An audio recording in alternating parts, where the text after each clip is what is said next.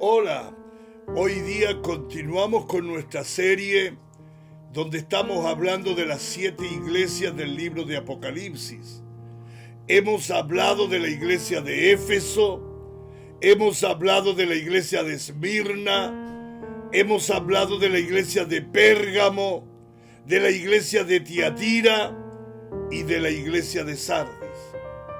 Hoy es el turno de la iglesia de Filadelfia.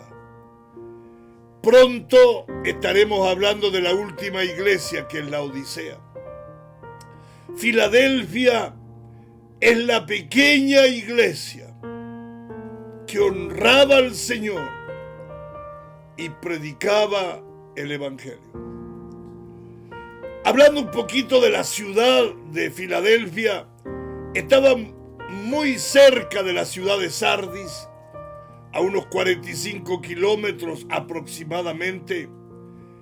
Fue una ciudad que fue dañada por terremotos, por estar cerca de los volcanes, y la ciudad fue fundada por el rey Átalo II, rey de Pérgamo, y fue nombrada así porque el rey Átalo se le daba el sobrenombre de Filadelfo, que significa amor al prójimo o amor fraternal, debido al amor y amistad que tenía el rey con su hermano Eumenes.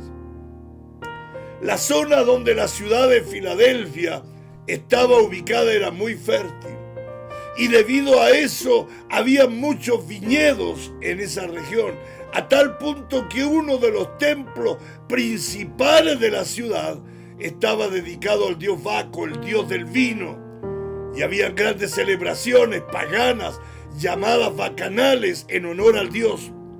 Era una ciudad próspera, dada a los placeres, como la mayoría de las ciudades grecorromanas. Pero, a pesar de la condición religiosa y moral de esta ciudad de Filadelfia, en medio de toda la inmoralidad que había en esa ciudad, había una iglesia que estaba ubicada y que se mantenía fiel al Señor, por lo cual es la única, fíjese, es la única de las 7 iglesias que no recibe ningún reproche o señalamiento de parte del Señor Jesús. No significa que era una iglesia perfecta, pero era una iglesia que trataba de ser fiel con el Señor y su palabra. Y el Señor se presenta a sí mismo como el santo y el verdadero. Es decir, menciona 2 cualidades del carácter divino. Qué importante es esta expresión cuando hoy se nombra el nombre de Cristo para mofarse, para abusar de la fe. Cuando hoy se coloca al Señor a la altura de grandes pensadores o grandes líderes políticos que han dejado alguna marca en la sociedad, y así logran que este mundo no vea a Cristo, sino solo a un simple hombre de muy alta moralidad.